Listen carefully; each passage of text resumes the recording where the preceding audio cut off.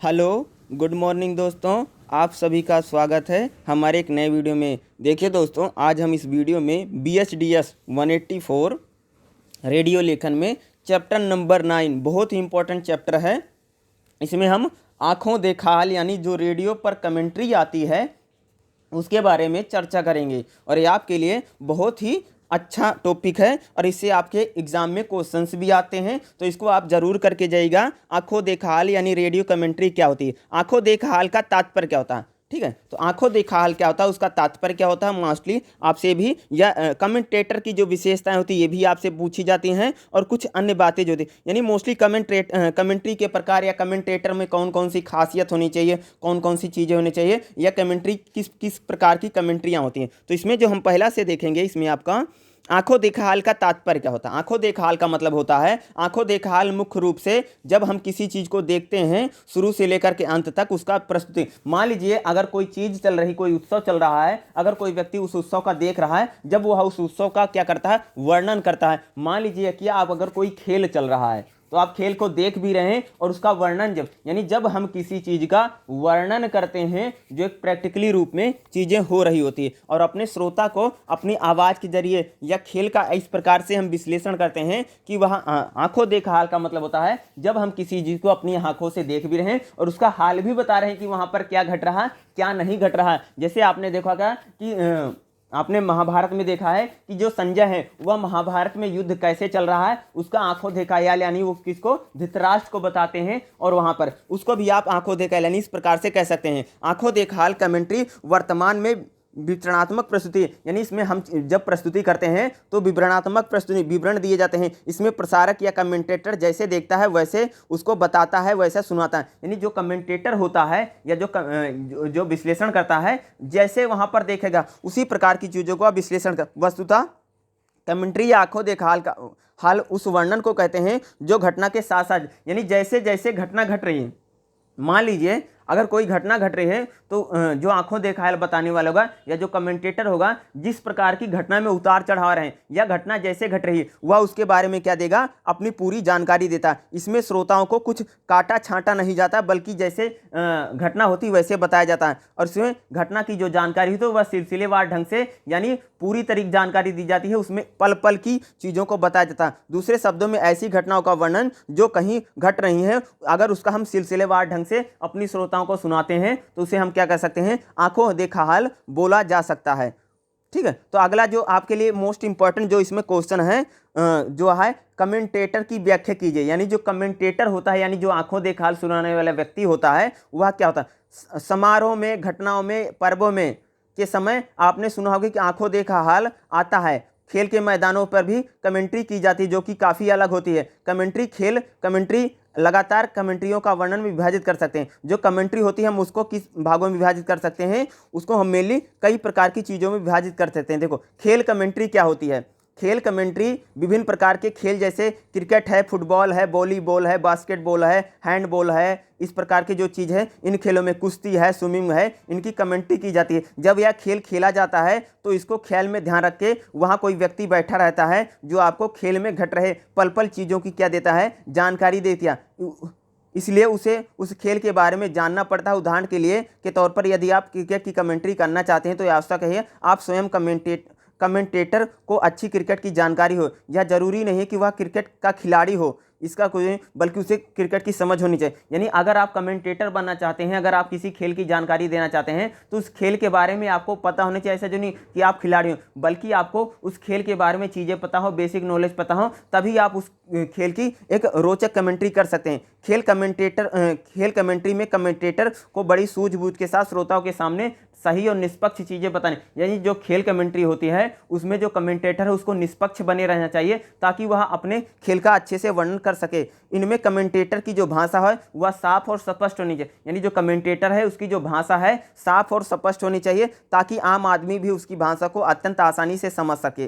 ताकि आम लोग जो हैं उसकी भाषा को समझ सकें। इस प्रकार कमेंट्री में कमेंटेटर को निम्नलिखित विशेषताओं का पालन करना आवश्यक है। यानी जब कमेंटेटर, उसमें कौन कौन सी विशेषता चाहिए? निष्पक्ष भूमिका होनी चाहिए, यानी जो हमारा कमेंटेटर है वह किसी को पक्ष विपक्ष ना करे, बल्कि जो चीजें हैं उनको सही ढंग से, यानी निष्पक्ष होकर के या तटस्थ होकर के अपनी चीजों को बताना चाहिए। अगला, सुखद आवाज, यानी जो उसकी आवाज होनी चाहिए सही आवाज होनी चाहिए, उसमें किसी प्रकार की उलझन नहीं होनी चाहिए। या कई बार जैसे आवाज हम बोलते हैं तो अस्पष्ट आवाज शब्द बोलते हैं, यानी जो कमेंटेटर है उसकी जो वॉइस है बिल्कुल इको नहीं करनी चाहिए, बल्कि बिल्कुल उसका जो आवाज का साउंड है बिल्कुल हमारे जो श्रोता हैं उनको तक साफ पहुंचना चाहिए। सरल भाषा, यानी जो कमेंटेटर है वह सरल भाषा, लोक जन की भाषा या आम लोगों की जो भाषा होती है उसी प्रकार की उसे भाषा का प्रयोग करना चाहिए। अगर कमेंटेटर सरल भाषा का यूज करेगा तो हमारा जो श्रोता है उसकी भाषा को समझने में उसे आसानी रहेगी। खेल का ज्ञान, यानी जो हमारा कमेंटेटर है उसको खेल के बारे में भी बहुत अच्छा ज्ञान होना चाहिए, तभी वह खेल की कमेंट्री अच्छे से कर पाएगा।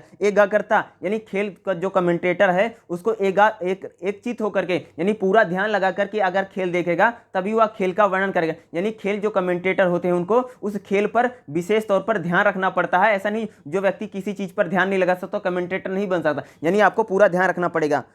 सहज व्यक्ति, यानी उस व्यक्ति अगर किसी चीज का वर्णन करे तो सहज करे, या ऐसा ना लगे कि वो मन बढ़ंत बता रहा है या बढ़ा चढ़ा के बता रहा है, ऐसा नहीं लगना चाहिए। विविधता, यानी कमेंटेटर जो होता है उसमें आवाजों में विविधता होनी चाहिए ताकि वह उसका जो श्रोता है उसको काफी अच्छे से समझ सके। कमेंटेटर के लिए हिदायतें क्या हैं? यानी कमेंटेटर को निम्नलिखित हिदायतें यानी इंस्ट्रक्शन क्या है उसको देखिए।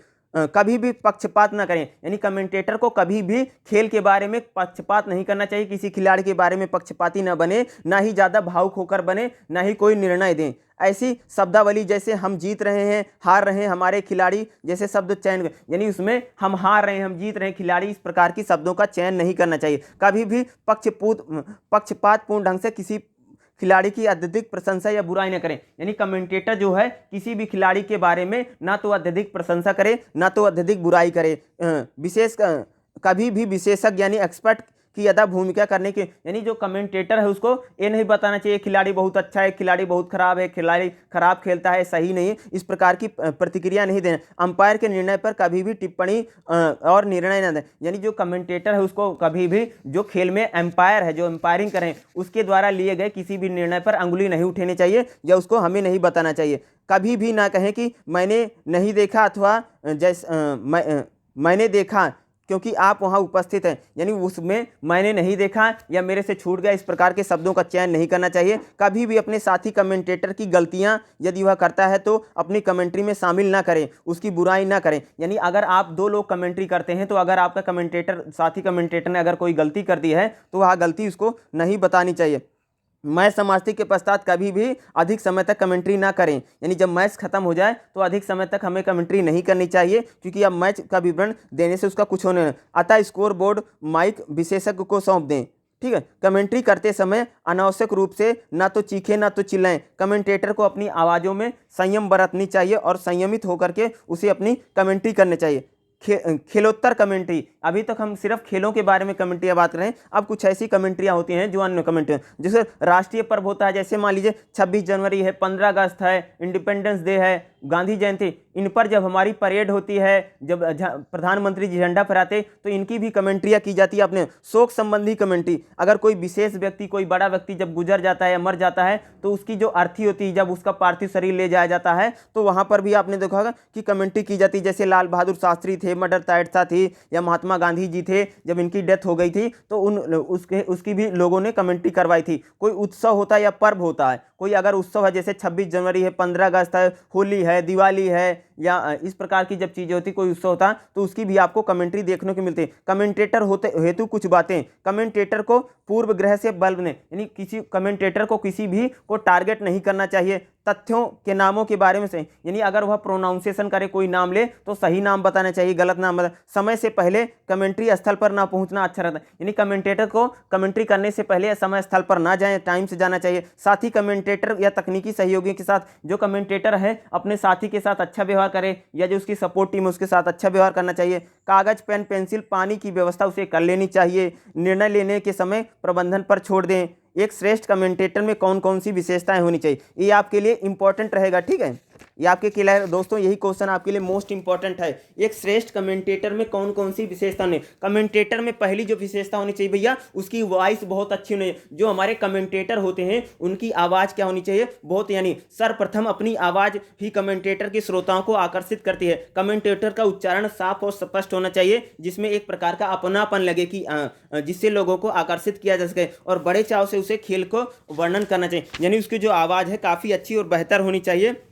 खेल में जो उतार चढ़ाव होते हैं उसी को गति के अनुसार कमेंटेटर को अपनी कमेंट्री करनी चाहिए। मसलन खेल कूद में और कमेंट्री में प्रसारक में आवाज़ में गति बहुत आवश्यक है। इसके लिए उसे किसी समारोह या खेल या घटना के कमेंटेटर की आवाज़ में अपेक्षित गंभीरता और उल्लास से ताजी से दर्शक को समझ जाता है कि खेल में क्या घट रहा है। खेल में उतार चढ़ाव को जान करके ही जो हमारा श्रोता होता है वह चीज़ों को समझता। यानी जो अगला का सम्यक ज्ञान, यानी जो हमारे कमेंटेटर होते हैं उनको किसी भी चीज़ का, अगर किसी की चीज़ की कमेंट्री कर रहे हैं तो उस बारे में उनके जानकारी होनी चाहिए, नॉलेज। अगर मान लीजिए हमारा कमेंटेटर खेल कमेंट्री कर रहा है और क्रिकेट की कमेंट्री कर रहा है तो उसे यह पता होना चाहिए क्रिकेट की बेसिक नॉलेज है, बेसिक रूल क्या है उसके बारे में पता होनी चाहिए, तभी वह बेहतर ढंग से कमेंट्री कर पाएगा। अगर हमारा कमेंटेटर जो है 26 जनवरी 15 अगस्त के बारे में कमेंट्री कर रहा तो उसे 26 जनवरी 15 अगस्त में जो जो चीज़ें होती हैं वह बेसिक चीज़ें पता नहीं। हमारी जो परेड होती है, जो झंडारोहण होता है, इनके बारे में उसे सारी चीज़ें पता होनी चाहिए। अगर ये सारी बेसिक नॉलेज पता रहेंगी तब शायद उसकी जो कमेंट्री होगी एक हमारा जो श्रोता वर्ग है उसको आकर्षित कर पाएगी, और उसे